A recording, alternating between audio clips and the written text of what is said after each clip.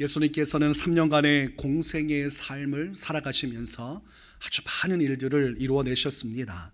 얼마나 많은 일들을 이루셨는지 요한복음 21장 25절은 이렇게 표현을 합니다. 예수께서 행하신 일이 이 외에도 많으니 만일 낱낱이 기록된다면 이 세상이라도 이 기록된 책을 두기에 부족할 줄 아노라. 이것을 책으로 기록하면 그 책을 꽂아 놓을 공간이 없을 정도로 예수님께서는 3년 동안 엄청나게 많은 일들을 이루셨다고 말씀합니다. 그러니까 우리가 성경에서 접하고 있는 사복음서의 이야기는 예수님께서 행하신 그 많은 일들 중에 아주 작은 부분, 그 중에서 우리가 기억해야 할 소수의 부분만을 기록하고 있는 것이지 그것이 전부가 아니라는 것입니다. 본문 1절에 보니까 그 후에 예수께서 각 성과 마을에 두루 다니시며 하나님의 나라를 선포하시며 이렇게 기록합니다. 예수님께서 각 성과 마을을 두루 다니시면서 만나는 사람들마다 하나님 나라 천국 복음을 전파하셨다고 기록하고 있습니다. 그러니 예수님께서는 그저 시간을 흘려보내지 않으시고 하나님의 열심을 가지고 열정을 가지고 영혼 구원을 위한 최선의 노력을 다하셨음을 우리가 말씀을 통해 알 수가 있습니다. 요한복음 4장에 보면 유대인들이 꺼리고 멀리하는 사마리아 사람들, 그들이 사는 지역으로 예수님께서 들어가십니다. 그 수가라는 동네에서 우물가에 한 여인을 만나게 되십니다. 그 여인은 죄 많은 인생이었고 수많은 남자를 만났지만 여전히 그 마음에 허전함을 채우지 못해서 남편은 아니지만 지금도 또 다른 남자와 동거하며 사는 여인이었습니다.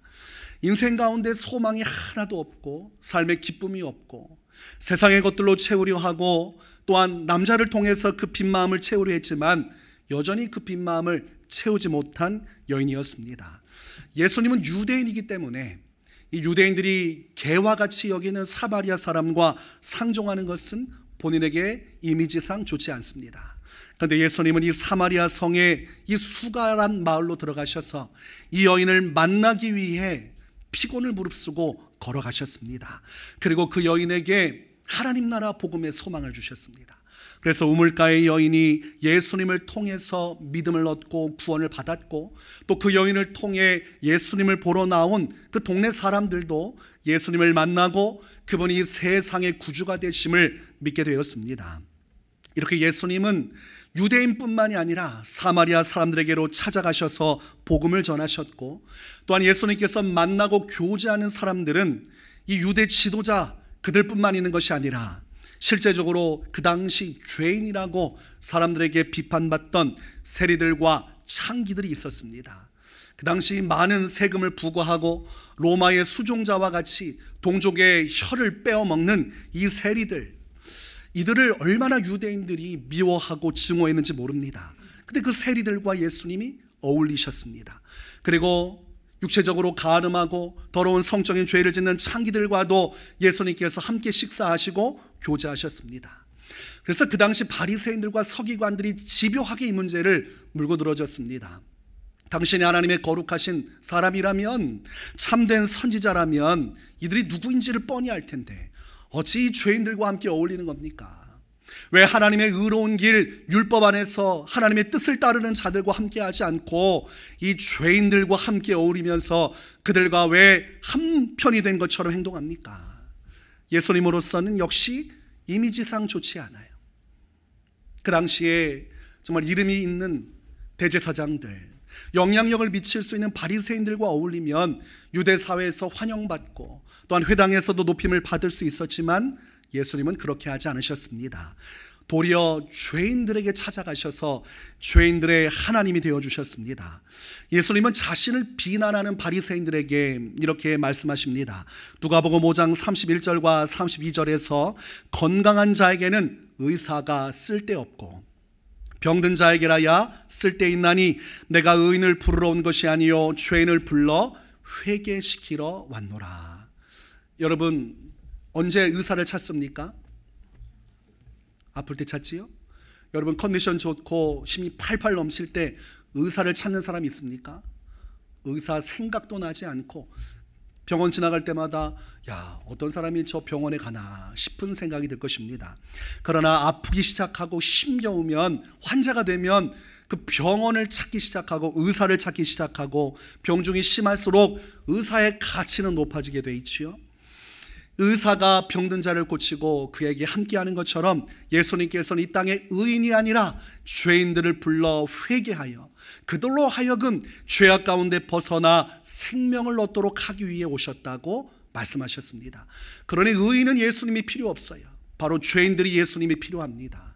바리새인들은 자기들 스스로 죄인인 것을 알지 못하고 의인인 척함으로 예수님을 영접하지 않았지만, 그 당시 세리들과 창녀들은 자기들이 죄인이라는 사실을 자각하고 있었습니다. 그래서 의사를 간구하듯이 예수님을 붙들고 그를 통해 구원을 받기 위해 예수님과 함께하였고, 예수님을 통해 복음을 듣고 회개하여 거듭나는 역사가 일어났습니다. 그러니 유대 사회에서 죄인들과 어울리는 예수님은 이단자 취급을 받을 수밖에 없었습니다.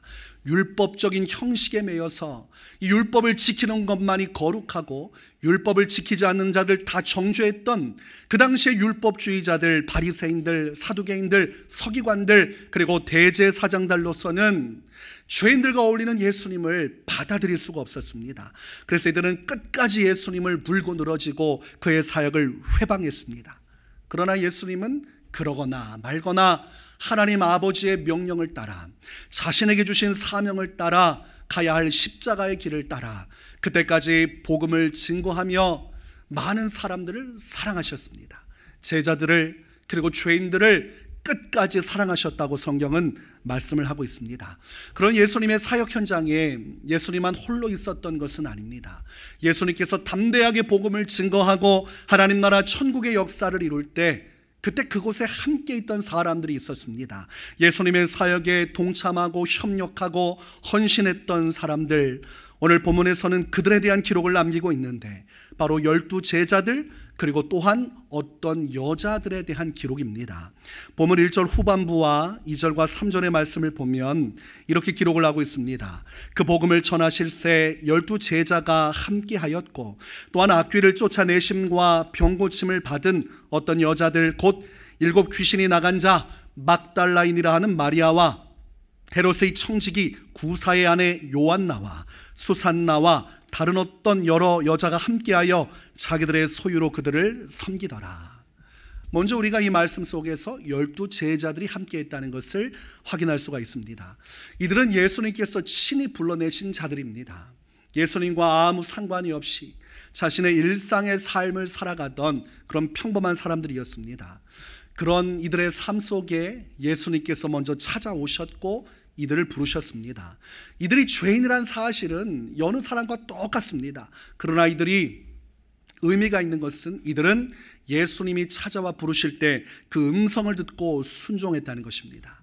내 양은 나의 음성을 듣고 나를 따른다고 하신 목자 되신 예수님의 말씀대로 이들은 목자의 음성이 들릴 때 그 말씀을 듣고 아멘으로 순종하면서 예수님을 뒤따랐습니다.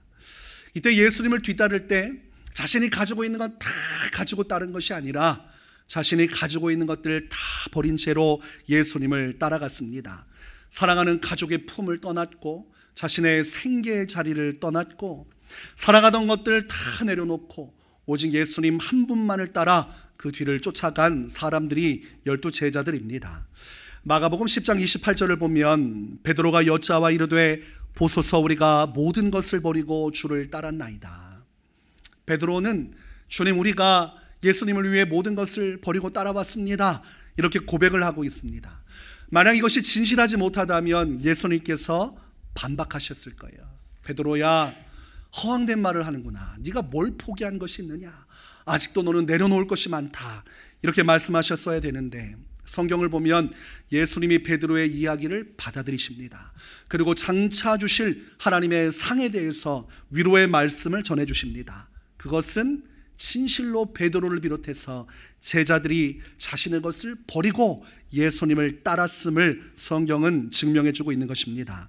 이들은 예수님을 계속해서 수종들며 예수님께서 하시는 사역의 동역자가 되었고 또한 헌신자가 되었습니다. 예수님이 하시는 일 가운데 따라다니면서 어떻게든 예수님의 일이 이루어질 수 있도록, 천국 복음이 전파될 수 있도록 기꺼이 희생하였습니다. 요한복음 6장에 보면 오병이어의 기적 사건이 일어납니다. 그때 예수님께서는 수많은 무리가 예수님을 향해서 오는 것을 보셨고, 그때 빌립에게 물으십니다. 우리가 어디서 떡을 사서 이 사람들을 먹이겠느냐? 그러자 빌립이 생각하기 시작하고 고민하기 시작합니다. 보니까 수천 명의 사람들이 몰려오는데, 이 사람에게 어떻게 음식을 줄 수 있을까? 어떤 떡을 준비해야 되나? 어떻게 준비해야 되나? 그러면서 빌립이 대답을 합니다. 각 사람으로 조금씩 받게 할지라도 200데나리온의 떡이 부족하리이다. 예수님, 한 200데나리온의 돈을 준비해서 떡을 준비하면 어느 정도 할 수 있을 것도 같은데 자칫하면 조금 부족할 수도 있을 것 같습니다. 나름대로 자기가 고민하고 해답을 예수님께 내어드리죠. 그러자 옆에 그것을 보고 있던 베드로가 또 이 이야기에 참여하여 이야기합니다. 예수님, 여기 한 아이가 있어서 보리떡 5개와 물고기 2마리를 가지고 왔는데, 그러나 이것 가지고 이 많은 사람을 어떻게 먹일 수 있겠습니까? 이것 하나밖에 없는데 어떻게 하면 좋겠습니까?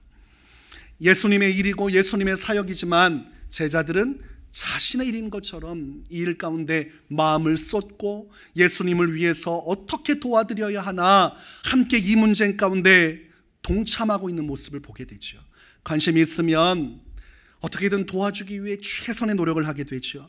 이들은 이 수많은 사람들 중에서 유독 예수님을 위해, 수많은 사람들은 자기들이 원하는 바를 얻기 위해 예수님을 만나고 자기들의 일생으로 돌아갔지만, 이 제자들은 끝까지 예수님 옆에서 어떻게 하면 사역을 도와줄 수 있을까, 그 마음으로 예수님과 함께 했음을 알 수가 있습니다. 여러분, 수천 명의 사람들이 왔고 가지고 있는 것이라고는 보리떡 5개와 물고기 2마리밖에 없습니다. 그럼 어떻게 하겠습니까? 이미 답을 다 알고 계시기 때문에 대답할 이유가 없으시겠죠? 제자들은 아무리 생각해도 답을 찾지 못했습니다. 그러나 예수님께서는 가지고 있는 그 작은 것에 축사하시고 그것을 사람들에게 나누어 주라고 말씀하십니다. 같이 고민했지만 해답은 예수님이 주셨어요. 그런데 그 해답이 참 받아들이기 어려운 것입니다. 그러나 그럼에도 불구하고 제자들은 예수님의 말씀을 믿고 의지하여서 보리떡 5개와 물고기 2마리를 그곳에 있는 사람들에게 나누어 주기 시작합니다. 그랬더니 성경은 남자 장정 5,000명이 그것을 먹고 12바구니가 남게 되었다고 기록을 합니다. 있을 수 없는 일이지요. 그러나 중요한 것은 제자들이 예수님의 말씀에 순종했고 예수님의 뜻이 이루어지도록 그것을 나누어 주는 역할을 감당했다는 것이죠. 그렇지 않다면 남자만 5,000명이요, 거기에 여자와 아이들까지 더하면 그 이상의 수천 명의 사람들을 예수님께서 다 나눠주셨어야 되는데 보통 일이 아니죠. 메가폰이 있는 것도 아니고, 자, 줄을 서십시오. 그 7,000명, 8,000명 예수님께서 줄을 세워놓고 한 줄로 해서 그것을 나눠준다고 생각하면 얼마나 힘드시겠습니까? 그러나 옆에서 그 일이 이루어지도록 오병이어의 기적의 역사에 동참했던 사람들, 그들이 12명의 제자들이었습니다.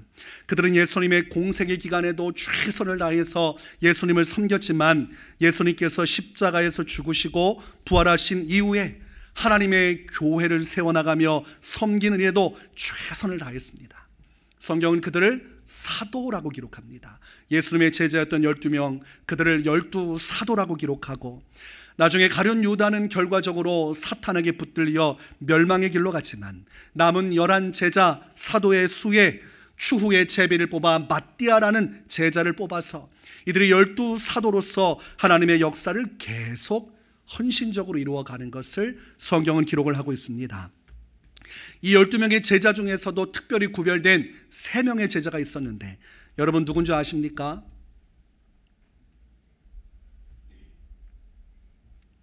100가지는 나왔는데 좀 더 구체적으로 말씀하시죠. 3명의 제자, 12명 중에서 특별히 예수님과 더 가까이 하고 귀한 사역의 현장 속에 있었던 인물들, 베드로, 야고보, 요한.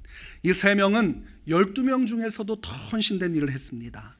회당장의 죽은 딸 그 집으로 예수님이 가실 때 이 죽은 소녀를 살리실 때 오직 베드로와 야고보와 요한만 그 자리에 있게 하셨어요. 그리고 그곳에서 달리다 구음 부르시면서 죽은 소녀의 영을 불러내사 그 소녀로 하여금 살아나게 하셨습니다. 또 변화산에서 그 용모가 변화되실 때 예수님의 신성이 드러나고 그의 옷 색깔에 광채가 나고 그의 얼굴의 형태 모양이 바뀔 때 그 현장 가운데 있었던 인물이 베드로, 야고보, 요한입니다. 이 세 명의 인물들은 하나님의 음성을 듣고 하나님을 사랑하는 자 아들 예수 그리스도를 따르라는 주의 말씀을 듣습니다. 특별한 은혜를 누리고 특별한 경험을 체험한 인물이 베드로, 야고보, 요한이라고 할 수 있겠습니다. 그리고 이 세 명의 제자 중에서도 더 많은 헌신과 사랑으로 예수님을 위해 최선을 다했던 인물이 있습니다. 수제자라고 우리가 알고 있는 인물인데 누굴까요? 베드로입니다. 예수 그리스도께서 계시는 현장에 이 베드로가 항상 함께하기를 원했고 이 세 명 베드로, 야고보, 요한 중에서도 베드로는 더욱더 예수님의 사랑받기를 갈망했습니다. 성경에서 수제자라고 기록하진 않지만 공식 직함은 없지만 12 사도들 중에서 예수님과 항상 가장 가까이 지낸 인물이 베드로고 예수님과 더 많은 대화를 한 인물이 베드로고 누구보다 앞장서서 예수님의 일을 돕기 위해 앞으로 달려나가 일한 사람이 베드로입니다. 예수님께서 바다 위를 걸어서 제자들의 배에 오실 때 그때 제자들이 유령인 줄 알고 깜짝 놀랐죠. 그때 예수님이 자신의 정체를 밝히시니 그 많은 제자 중에 유독 베드로가 예수님께 한 가지 청을 요구합니다. 예수님 명하셔서 저로 하여금 바다 위를 걷게 하셔서 예수님께로 가게 해주십시오. 다른 제자들 다 가만히 있는데 유독 이 베드로만큼은 예수님을 너무나 사랑하고 예수님 곁에 있고 싶어서 바다를 건너 예수님 품으로 가고 싶어서 간청을 하게 됩니다. 그리고 예수님께서 나중에 십자가형에 처하게 될 것을 후에 말씀하실 때 다른 제자들 다 가만히 있는데 베드로가 뭐라고 합니까? 예수님 절대로 그런 일이 있으면 안 됩니다. 물론 인간적인 이야기고 사탄이 좋아하는 얘기를 해서 호통을 받았지만 베드로 마음속에는 그래도 예수님을 위하는 마음이 있었기에 그런 말들을 쏟아낼 수 있었던 것입니다. 예수님은 12 제자 중에 베드로에게 교회를 맡기셨습니다. 마태복음 16장 18절에 또 내가 네게 이르노니 너는 베드로라 내가 이 반석 위에 내 교회를 세우리니 음부의 권세가 이기지 못하리라. 제자 중에서 유독 이 베드로에게 교회에 대한 하나님의 열망을 가르쳐 주시고 그 사명을 주셨습니다. 그리고 예수님께서 십자가에서 죽으시고 부활하신 이후에 베드로를 찾아오십니다. 디베레 호숫가에서 다른 제자들과 함께 고기잡이 할 때 예수님이 그곳에 오시고 따로 베드로를 불러내십니다. 여러분이 잘 알고 있는 예수님의 질문이 그때 던져지죠. 요한의 아들 시몬아 내가 이 사람들보다 나를 더 사랑하느냐. 예수님이 3번 물으십니다. 그때마다 베드로는 대답을 합니다. 내가 주님을 사랑하는 줄 주님께서 아시나이다. 예수님이 물으셨고 베드로는 사랑을 고백했고 그때 예수님은 베드로에게 사명을 주십니다. 베드로야 나의 양을 먹이라. 나의 양을 치라. 내 양을 먹이라. 이제 내가 부활 승천하여 하나님 보좌의 우편에 있을 것이요 이제 이 땅에 많은 양들이 방황하게 될 터인데 너 베드로가 나의 역할을 잘 감당해서 다른 이들을 잘 독려하여서 하나님의 교회를 세우고 잃어버린 바 된 어린 양들을 돌보아 그들로 하여금 천국 백성으로 살아갈 수 있게끔 이 일을 내가 맡아달라고 말씀하고 계시지요. 그러니 12 제자가 헌신했고 그 중에서 3명의 제자가 더 헌신했고 그 중에서 베드로가 또한 더 열심을 다해 헌신했음을 알 수가 있습니다. 이렇게 제자들의 헌신과 더불어서 오늘 본문에서는 어떤 여인들도 예수님과 함께하면서 그 사역을 섬겼다고 기록을 합니다. 본문 2절에 보니까 악귀를 쫓아내심과 병고침을 받은 어떤 여자들, 그러니까 이 여자들은 평범한 사람이 아니라 예수님을 통해서 은혜를 받은 사람들이었습니다. 그 여인들 중에 누군가는 악귀에 들려서 귀신 때문에 시달리다가 예수님을 통해서 귀신이 쫓겨나가는 은혜를 받았고, 또 어떤 여인은 질병 가운데 있다가 예수님의 신유의 능력 가운데 병고침을 받았습니다. 그들 중에 3명의 이름을 오늘 명시를 하고 있는데, 첫 번째 여인이 7 귀신이 나간 자 막달라인이라 하는 마리아, 우리가 잘 알고 있는 막달라 마리아입니다. 두 번째 여인은 헤롯의 청지기 구사의 아내 요한나, 이 요한나라는 여인을 기록하고 있습니다. 세 번째는 수산나라고 기록을 하고 있고, 네 번째로는 이 여인과 함께 하면서 또한 예수님을 섬겼던 다른 다양한 여인들도 있다고 기록을 하고 있습니다.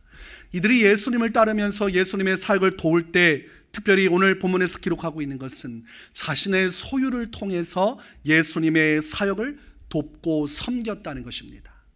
여러분, 사람이 재물을 어떻게 소중히 여깁니까? 아주 귀하게 여기지 않습니까?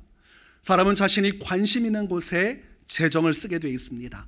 애정도 없고 관심도 없으면 거기에 돈을 쓸 수가 없습니다. 이 여인들은 예수님을 가장 소중하게 여겼고 그의 사역이 아주 귀하다고 여겼기 때문에 자신들이 수중에 가지고 있는 이 재물을 가지고 자신의 소유를 통해서 예수님의 사역이 원활하게 이루어지도록 지원하고 섬기는 일을 감당했음을 알 수가 있습니다. 이 여인들뿐만이 아니라 다른 여인들도 함께 했어요. 그러나 성경은 특별히 이 3명의 이름을 명시적으로 기록하고 있습니다. 왜 그렇습니까?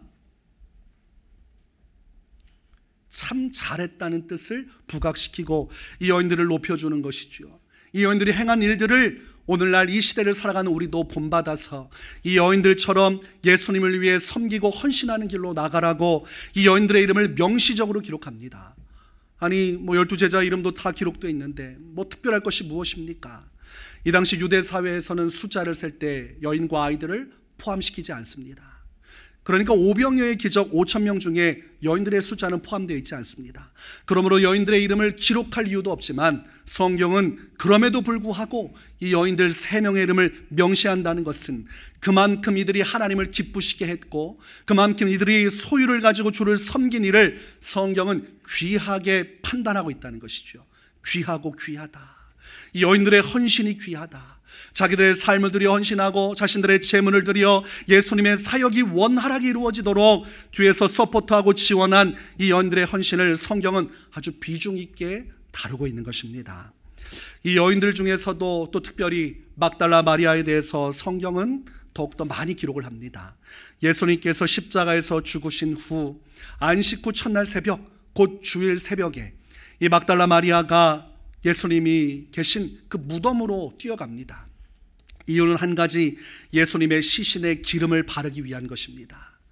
이 막달라 마리아는 그곳에서 예수님의 시신을 찾지를 못하고 도리어 그곳에 있는 천사들을 만나게 되고 부활하신 예수님을 만나게 됩니다. 이 막달라 마리아는 예수님께서 살아생전 공생의 기간에 하나님의 복음을 전할 때 그 사역에 동참했고, 이 막달라 마리아는 예수님께서 십자가를 지고 골고다 길을 오르실 때 그 뒤를 따르며 눈물을 쏟아내며 괴로움 속에 함께했고, 예수님께서 십자가에 매어 달려 고통받으실 때에도 눈물로 예수님을 바라보았으며, 그리고 예수님께서 십자가에서 죽으시고 부활하신 이후에도 그 예수님을 생각하여 그 무덤으로 달려갔던 헌신적인 여인이었습니다. 성경은 그 여인들 중에서도 지극히 더 헌신적이고 예수님을 사랑했던 인물로 막달라 마리아라는 인물을 기록을 하고 있는 것입니다. 하나님은 이 12제자들을 통하여서 오늘 성경에서 기록하고 있는 이 여인들을 통하여서 예수 그리스도의 사역이 온전히 이루어지게 하셨고, 이들의 헌신과 수고를 통해서 십자가의 복음이 전파되어지고 예수님께서 죽으시고 부활하신 이후에 오순절 마가다락방에 마신 성령의 역사 이후에 이 교회 역사가 시작될 때 이 제자들의 헌신, 여자들의 헌신이 초대교회로 녹아들어서 그곳으로부터 수많은 구원받은 자들이 이 헌신에 동참하여 유대 지역과 사마리아와 로마 땅끝에 이르기까지 천국 복음의 역사가 왕성하게 일어난 것이죠. 그 놀라운 역사를 통해 오늘날 우리 교회가 세워지고 지금도 하나님의 나라의 역사는 이루어지게 된 것입니다. 신약의 말씀을 보면 아주 주되게 쓰임받은 인물이 있는데 사도 바울입니다. 예수님의 12제자들, 그들과 비견할 만큼 큰 능력을 가지고 성경 말씀 신약의 대부분을 기록을 하고 그리고 수많은 교회를 세우는 이방인의 사도 역할을 한 사람이 사도 바울입니다. 예수님은 12제자를 통해 또 사도 바울을 통해 유대인과 이방인을 향한 복음을 전파하게 하셨는데 이 사도 바울은 교회를 핍박하던 자였습니다. 그러나 다메섹 도상에서 환한 빛을 통해 눈이 멀게 되고 그때의 귓가를 뚫고 들어오는 심령을 꿰뚫는 예수님의 음성을 듣고 그때 엎드려 주 앞에 복종하여 그때부터 예수님의 십자가, 이 복음을 믿고 회개하여 하나님의 복음을 위해 일평생을 헌신하게 됩니다.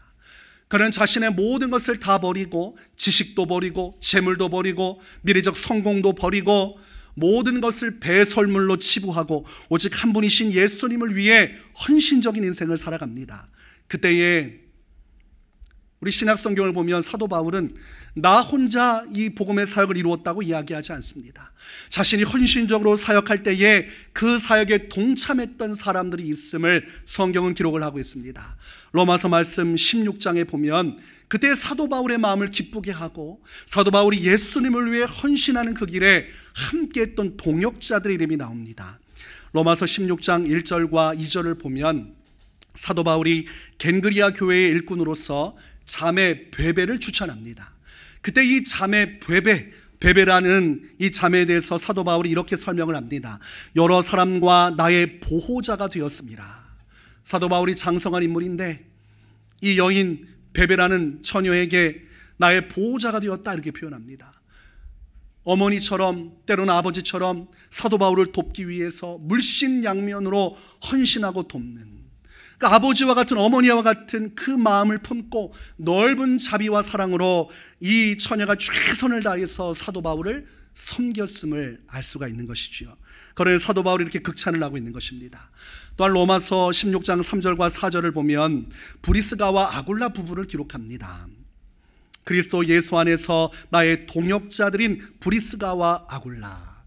사도 바울은 이 12 사도들에게도 비견할 만한 인물이요, 다른 베드로, 야고보, 요한을 만났을 때도 기 하나 죽지 않고 자신도 사도로서 담대하게 이 사역에 협력하여 이 일을 동참하자고 말했던 인물입니다. 그런 사도 바울이 이 브리스가와 아굴라 부부를 동역자라고 인정하고 있습니다. 사도 바울의 기대치는 굉장히 높아요. 자신의 인생을 전부 송두리째 갈아서 예수님께 바쳤기 때문에 그의 헌신의 정도는 아주 높고 그리고 모든 것을 내려놓을 정도니 그가 동역자라고 인정했던 이 브리스가와 아굴라가 얼마나 헌신적이었다는 겁니까? 심지어 로마서 16장 4절을 보면 이 부부에 대해서 이렇게까지 표현을 합니다. 그들은 내 목숨을 위하여 자기들의 목까지도 내놓았나니 나뿐 아니라 이방인의 모든 교회도 그들에게 감사하느니라. 이 브리스가와 아굴라 부부는 내가 주의 사역을 이루는 데 있어서 하나님의 교회를 세우고 교회를 지키고 수많은 영혼을 예수님께로 이끌어가는 이 사역을 지원함에 있어서 자신들의 생명까지도 내걸고 도와주었던 사람이라고 이야기를 합니다. 그러니 이들이 얼마나 큰 영광을 얻고 있는 겁니까? 위대한 인물 사도 바울이 이렇게까지 극찬할 정도로 헌신하고 섬겼던 인물입니다. 여러분, 이들이 사도 바울을 섬겼지만 궁극적으로는 누구를 섬긴 것입니까? 예수님을 섬긴 것이죠. 예수님은 십자가에서 죽으시고 부활해서 하나님 보좌 우편에 계시지만 지금 사도 바울이 하고 있는 것은 예수님의 사명이요, 예수님이 이루시라고 한 일이기 때문에 결과적으로 이 사명을 이루는 사역자를 돕는 것은 곧 예수님을 위해 섬기는 것과 똑같은 것입니다. 요한복음 13장 20절에 내가 진실로 진실로 너에게 이르노니 내가 보낸 자를 영접하는 자는 나를 영접하는 것이요 나를 영접하는 자는 나를 보내신 이를 영접하는 것이니라. 예수님께서 보내신 자를 영접하면 그게 곧 예수님을 영접하는 것이라는 겁니다. 그리고 예수님을 영접하면 예수님을 보내신 하나님을 영접하는 것이라고 말씀합니다. 그러니 우리가 사역을 하는 사역자와 나 자신 또는 하나님을 분리할 것이 없어요. 오늘날 사역에 동참하고 헌신하라고 하면 나는 하나님만을 섬기는데 내가 굳이 사람을 섬기고 도울 이유가 없다, 이런 영적으로 말도 되지 않는 이야기를 하는 분들이 있습니다. 여러분, 하나님은 누구를 통해 일하십니까? 사람을 통해 일하시죠. 그렇지 않았다면 제자들도 필요 없고 여인들도 필요 없습니다. 예수님과 그 천사들이 천국에서 내려와서 천사들이 각자 복음 전하고 그리고 하나님의 역사를 이루면 되지, 이렇게 사도들이 부름을 받고 십자가의 길로 가고 여인들이 자기의 재물을 타들여서 예수님을 섬기고 교회가 생성되고 교회를 섬기기 위해 목숨 바쳐 헌신하는 일들은 필요가 없습니다. 사람을 통해서 이루고자 하시는 것, 그것이 하나님의 뜻이요, 그러므로 사람을 통해서 일하시는 하나님을 섬긴다는 것은 하나님이 보내신 사람을 그 사역을 이룰 수 있도록 돕는 역할을 감당해야 된다는 것입니다. 예수님이 계실 때는 예수님을 직접적으로 섬기는 것이 주의 일이었지만 이제 예수님이 부활 승천하신 이후에는 예수님의 사명자들, 하나님께 부름을 받은 이들과 함께 동역하고 동참할 때 그것이 곧 예수님을 섬기는 것과 같은 것입니다. 여러분, 예수님의 재림의 날이 얼마 남지 않았고 지금도 하나님은 사람들을 통해, 교회 공동체를 통해, 성도들을 통해 복음의 역사를 계속해서 이루어 가십니다. 그러니 지금 이 시대에 누가 필요합니까? 일꾼이 필요하고 사람이 필요해요. 예수님 당시에도 예수님은 추수할 일꾼이 필요하니 추수할 일꾼을 보내달라고 하나님 아버지께 기도하라고 말씀하셨습니다. 우리 마지막 시대에 헌신하는 자들이 필요하고 예수님 당시에 12 제자와 같이 이 여인들처럼 동역하고 동참하는 사람들이 필요하고 사도 바울의 사역에 기꺼이 자신의 것을 내어드린 이 자매 베베와 같은 인물, 브리스가와 아굴라와 같은 부부들, 생명까지 아끼지 않고 내놓는 사람들이 필요한 시대를 살아가고 있습니다. 이 사명에 여러분이 부름을 받은 것입니다. 저는 지금까지 하나님 사역을 하면서 최선을 다하며 살아오려고 노력을 했습니다. 저는 중고등부 사역, 청소년 사역을 할 때도 일반인들처럼 사역하지 않았어요.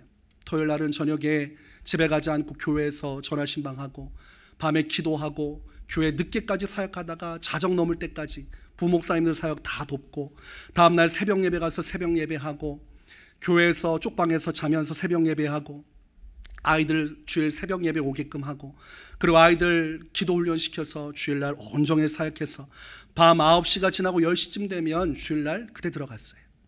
그렇게 하지 않아도 되는데 그렇게 했습니다. 3년의 시간이 지나고 이제 전담 사역을 나가야 될 때도 하나님께서 주신 마음이 있어서 1년 더 사역하기로 했어요.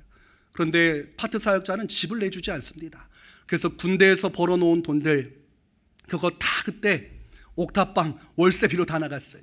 제 돈 가지고 방 잡아서 얼마 되지 않는 사례 가지고 그렇게 지내면서 아이들을 섬겼습니다. 그러면서도 아깝다는 생각을 한 적이 없어요. 왜냐하면 그것이 주님을 위한 길이요, 그렇게 교회를 세워나가고 영혼들을 섬기는 것이 곧 예수님을 섬기는 것이라 여겨졌기 때문입니다. 이 헌신의 물줄기는 오늘날까지도 계속되고 있고 여러분들이 보든 안 보든 지금도 이 한국 교회 안에서 수많은 헌신자들이 밤낮으로 눈물 흘리고 자신의 삶을 들여 하나님의 교회를 이루어 나가는 역사를 이루고 있습니다. 부디 여러분도 그 놀라운 헌신에 참여할 수 있기를 바랍니다.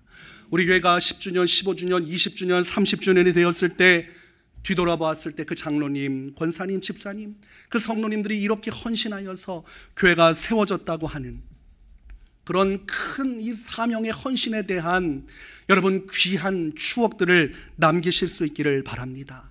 장차 천국에 갔을 때 여러분 제가 어떻게 하겠습니까? 예수님, 이분입니다. 이분이 제가 위례세움교회 사역할 때 그렇게 열정적으로 저의 사역을 도와줬습니다. 그러면 예수님이 뭐라고 하실까요? 네, 그래, 이미 알고 있다. 내가 너 사역할 때 지켜보고 있었다. 내가 너한테 그 일을 시키고 그 일을 진행할 때 그 일에 협력하고 순종한 것을 내가 알고 내가 영광을 이미 다 받았노라. 그리고 무엇이라 말합니까? 나를 위해 헌신하고 수고한 자들아, 나의 영원한 생명에 참여하라.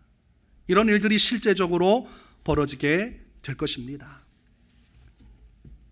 억지로 함이 아니라 여러분 마음에 이런 열망이 있어야겠습니다. 이 12 제자들처럼, 그 여인들처럼, 이름도 없이 빚도 없이 살아갔던 수많은 성도들처럼 사도 바울의 사역에 열정을 더해서 그의 기쁨이 되고 그가 주신 사명을 잘 감당하도록 도왔던 그 자매, 그 집사 부부처럼 하나님 앞에서 신앙을 다해서 이 귀한 사명을 이루므로 예수님을 끝까지 잘 섬겼노라 칭찬받는 신앙생활 하시기를 주님의 이름으로 축원합니다.